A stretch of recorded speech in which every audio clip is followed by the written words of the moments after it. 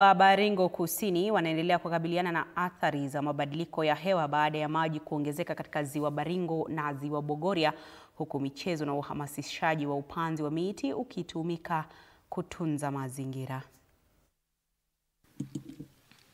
Ni katika eneo la Baringo Kusini ambapo mashindano ya mpira wa miguu yaliandaliwa na Farming Systems, huku wanawake kutoka kata ya El Chamus wakijitokeza kushiriki kwa lengo la kuimarisha ufahamu kuhusu athari za mabadiliko ya hewa.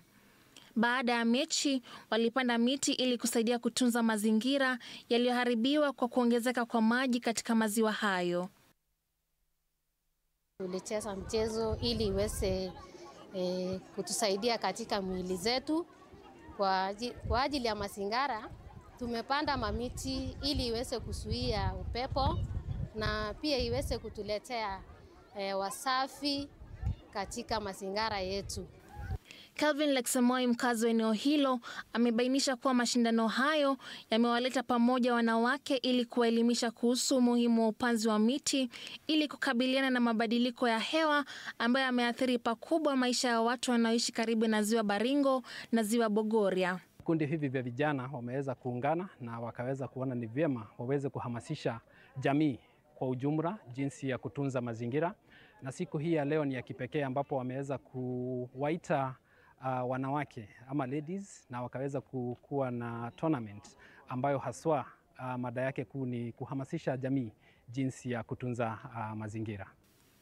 Mratibu wa hafla hii Ken Gaitho amesema kuwa mashindano haya yenye kauli mbiu cheza, linda na panda yanalenga kuhamasisha jamii kuhusu umuhimu wa kulinda mazingira. Leo hii tumekuwa na mchezo ya vijana, kina mama. Sababu kuu ya kufanya hivyo ni kuleta hawa kwa pamoja ili tuweze kukuza ya mazingira na kuhakikisha kwamba mazingira yetu ni nzuri. Kufikia sasa changamoto nyingi za mazingira zimeweza kutuadhiri sisi.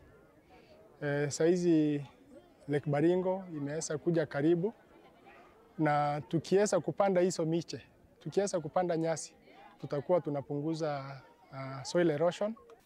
Wakazi wa Baringo Kusini wameonyesha kuwa kwa kushirikiana mazingira yanaweza kutunzwa.